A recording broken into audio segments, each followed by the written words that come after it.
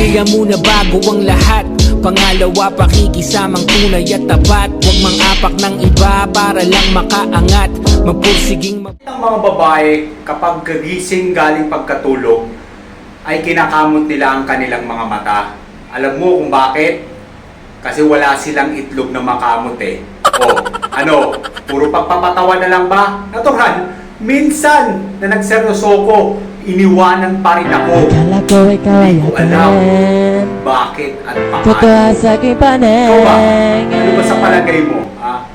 Naisip mo ba yung mga bagay na dapat isipin, lalo na bigyan ng pagmamalasakit yung mga bagay at sitwasyon na darating sa buhay natin?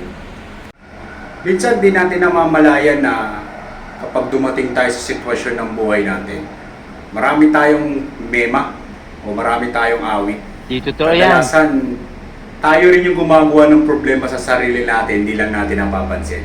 Kaya kung ako sa iyo guys, kung gagawa ka ng isang aksyon o isang napaka-komplikadong desisyon sa buhay natin, o sa buhay mo, sipin mong mabuti. Kasi hindi lang naman isang pagkakataon at maraming beses mo dapat isipin kung tama ba yung gagawin. Wala tayong problema sa ganyang klaseng bagay.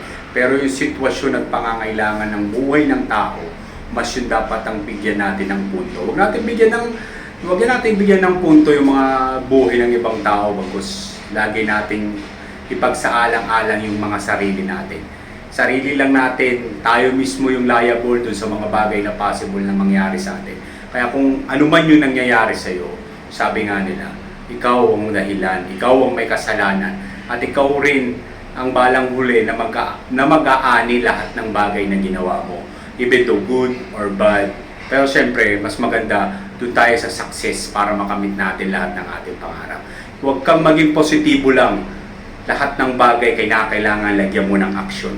At siyempre, lagi mong lagyan ng kredibilidad, determinasyon. Huwag mo nga hayaang makatapak ka ng ibang tao para lang makamit mo yung mangarap mo. Mahirap yung ganun. Maraming bagay at maraming pang pagkakataon na darating sa buhay natin na mas lalong mauunawaan natin kung bakit ipinaranas sa atin yung ganun sitwasyon. Hindi naman tayo bibigyan ng problema o isang sitwasyon sa buhay natin na hindi natin kaya. Lahat yan may solusyon at nasa sayo yung susi. Lagi mong panghawakan yun at itatak mo sa isip mo na anuman yung bagay na nangyayari sa'yo, kasalanan mo yun.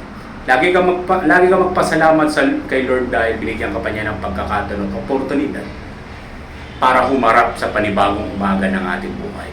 Lubos akong umaasa, Chadeli. This is your boy Antipatico once again. You can criticize but do not hate. Anyone can clean their own mess. Peace out. Shoutout kay Irene Hapay Mancini. Mahal na mahal kita. Nasaan ka man yun at lagi kang mag-iingat. kada bara ko'y kargado, mga linyang delikado, pambukas sa utak na laging nakasarado. Matalino pa kaysa sa nag-aabogado, kaso nga lang gago, tsaka tarantado. Tangina kasi nagkalat yung mga gago, yung tipong pag nagra parang